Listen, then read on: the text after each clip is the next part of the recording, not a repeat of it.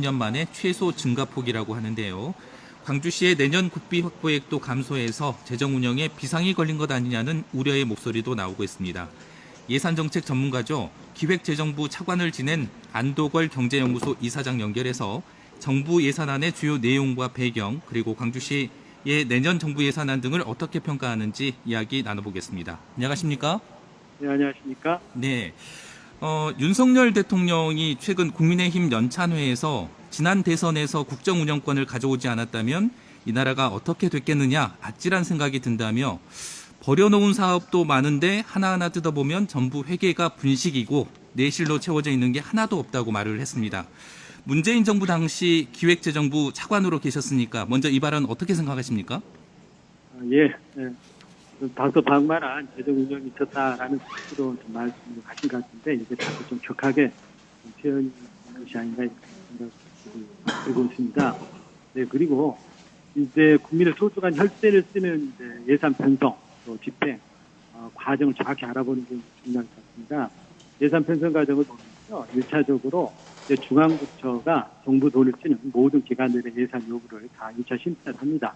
그래서 요구를 하고 그러면 그거를 예산 전문가인 기재부 예산실에서 3개월 동안 예산 사업 하나를 깨알깨 같은 사업 하나를 모두 집중 검증을 하게 되죠. 그래서 정부 예산을 편성해서 국회로 넘기게 되고 그럼 국회에서 3개월 동안 여야가 합심을 해서 예산을 또 정부 예산안을 다 꼼꼼히 뒤져봅니다. 이렇게 해서 다 수정할 건 수정하고 해서 의결이 되는 거죠. 그리고 예산 집행 과정을 보면은 집행 과정에서 실적과 그 성과에 대한 검증 작업이 계속적으로 이루어집니다. 자체적으로도 되고 또 기재부 등 제3자 기관에 의해서도 집행 과정에 문제가 없는지 다 이제 검증이 됩니다. 그리고 최종적으로는 이제 집행 결과에 대해서는 결산 심사를 받지 않습니까? 그거는 이제 부처가 1차 심사를 하고 기재부가 2차 심사 그리고 대한민국 최고의 회계 전문기관이죠. 감사원이 집행 결과에 대해서 사사시 뒤져봅니다. 그래서 그 결과에 대해서 의견서를 첨부를 해서 국회로 보내고 그럼 국회에서 또 결산심사위원회가 구성이 돼서 거기에서 또 다 집중적인 심사를 하게 됩니다. 그래서 예산 편성 과정에 있어서 문제가 없도록 방책들을 다 이제 강구가 되고 있는 겁니다. 우리나라 재정관리 시스템이 상당 수준 지금 선진국 세대를 좀 갖추고 있지 않겠습니까? 그리고 예산과 회계 관련 공무원 역량도 이제 전 세계에서 뒤지지 않습니다. 이런 부분에서 이제 걱정하신 바와 같은 문제들은 최소화시키려는 노력들이 지금 진행되고 있다. 이런 말씀 좀 드리고 싶습니다. 네. 뭐 요약해서 말씀드리자면 문재인 정부 당시 뭐 그 예산 뭐 집행과 뭐 수립 뭐 이런 그 정책 전반의 과정들이 그렇게 허술하지 않았다 이런 말씀이신 거죠? 네, 그렇죠. 예산 관리를 전체적으로 시스템에 의해서 국가 시스템에 의해서 움직이는 겁니다. 제도에 의해서 움직이고. 네.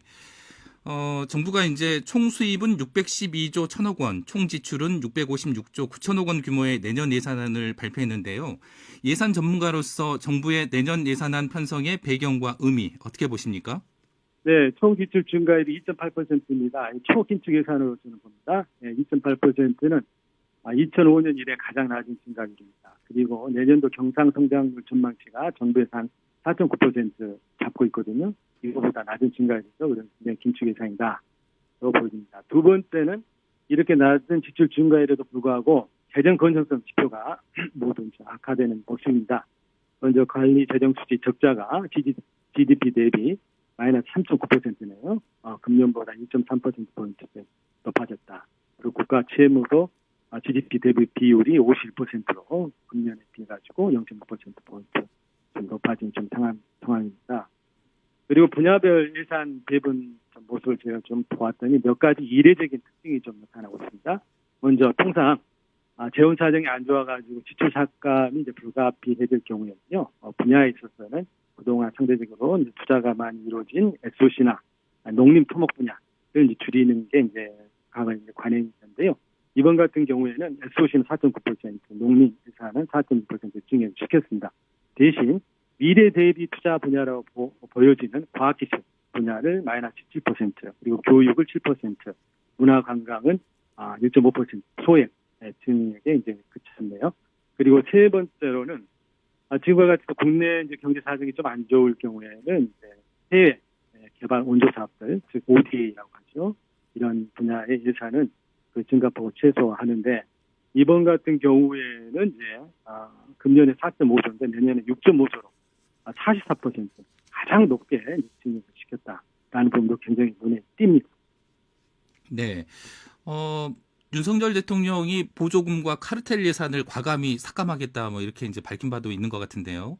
뭐 그런 기조들이 뭐 이제 확인이 되나요, 실제로? 예, 이제 그런 부분들도 이제 숫자로 좀 나타나고 있습니다. 네. 현 정부가 이제 나라 살림 기조를 건전 재정으로 제시한 이후에 재정 건전성 강화를 목표로 재정 준칙 도입 등을 추진해 왔죠. 현 정부 긴축 재정 기조의 배경은 어떻게 이해해야 할까요? 네, 재정 건전성을 이제 강화해야 한다는 이제 기본 기조가 이제 있고요. 근데 이제 문제의 발단은 전제 세수 감소라고 봅니다. 이번 긴축 예산도 결국에는 세수 감소에서 그 발단이 되지 않았느냐 이렇게 이제 보여집니다. 국세 수입을 보면은 내년 세수를 이제 금년 예산 대비 33조 원 감소한 것으로 추계를 좀 했네요. 그래서 이렇게 세수를 전년보다 감소시켜 예산을 편성하는 경우도 극히 이례적인 좀 일입니다. 내년도 경상 성장률을 4.9% 좀 전제하지 않았습니까? 그럼에도 불구하고 내년 국세 수입을 33조로 줄였다라고 하는 것은 금년도 세수 결손 규모가 매우 크다라는 것을 좀 암시한다고 하겠습니다.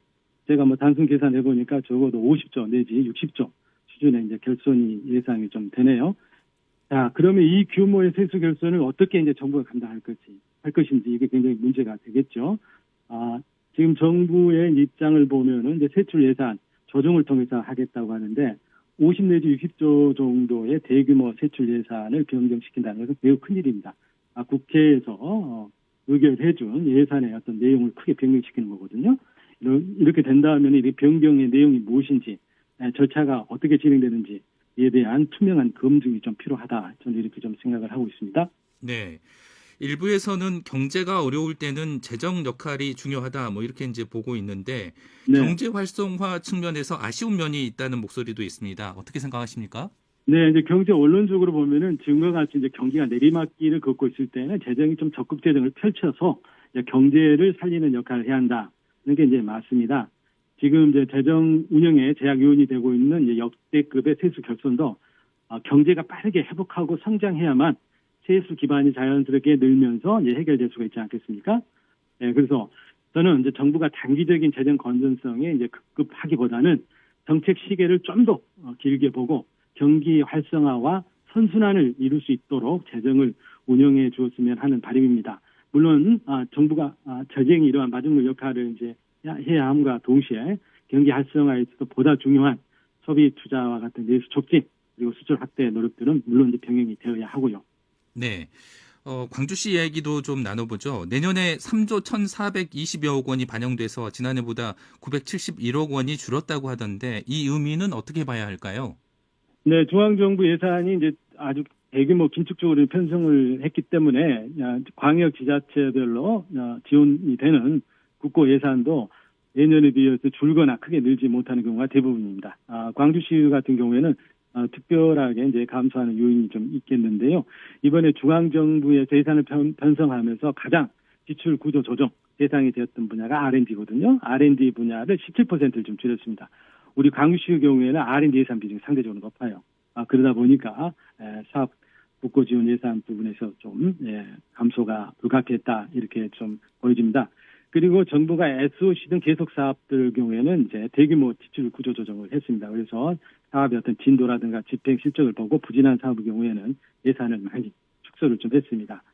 광주 순천 이제 경전선 같은 경우 이제 민원으로 인해 가지고 사업 자체가 좀 지체가 좀 되고 있거든요. 그래서 이러한 광주 SOC 사업 몇 개 되지 않습니다. 이런 사업들이 이제 집행 실적을 보고 예산이 좀 크게 이제 줄었다. 이런 데서 이제 전체적으로 국고 지원 예산이 주는 모습으로 나타나는 겁니다. 네. 마지막으로 이제 광주시는 예산 심의 단계에서 예산이 이제 증액되도록 노력하겠다 이렇게 이제 밝히고 있는데 광주시가 네. 어떤 부분에 초점을 맞춰야 한다고 보시는지 조언하신다면요? 네, 이번에 보니까요, 이제 민선 8개 공약 사업들은 정말 광주시가 열심히 뛰었더라고요. 그래서 이제 상당 부분 예산은 좀 반영된 것 같고, 미진한 분야를 이제 국회 단계에서 반영을 해야 될 것 같습니다. 역점을 둬야 될 분야는 광주시의 미래 먹거리 산업 분야입니다. A, B, C로 말씀드릴 수 있겠죠. AI 인공지능, 바이오, 그리고 이제 컬처, 문화, 관광 분야입니다. 광주시가 향후에 주력 산업으로 좀 키워가고자 하는 분야입니다. 특히 AI 분야에서는 광주가 인공지능 중심 도시 아닙니까? 이런 인프라 조성에 기여한 사업이 있습니다. 빅데이터 전처리 센터와 같은 인프라 사업에 대한 반영이 좀 이루어져야 될 것 같고요. 바이오 분야에서는 광주 동구 지역의 전남대병원, 그리고 조선대병원, 또 하순병원, 그리고 하순의 생물산업단지를 연결하는 바이오 융합벨트에 관한 예산도 좀 반영이 되어야 한다 이렇게 보고 있습니다. 그리고 문화 분야 굉장히 중요하지 않습니까? 문화 예산은 아시아 이제 문화 특별 회계 사업으로 이제 나타나는데 저희가 예산 집장이나 차관을 있을 때는 통상 신규 사업을 매년 대여섯 개 집어넣었습니다. 그런데 이번 경우 보니까 신규 사업이 한 개만 지금 정부안에 반영이 되어 있어서 굉장히 아쉽게 생각합니다. 이 분야에 대해서도 광주 도심의 문화 인프라를 조성하는 데 기여한 사업들은 국회에서 추가 반영이 좀 이루어져야 할 것으로 예상을 하고 있습니다. 네, 오늘 말씀 여기까지 듣겠습니다. 고맙습니다. 네, 감사합니다. 네, 지금까지 안도걸 경제연구소 이사장과 이야기 나눴습니다.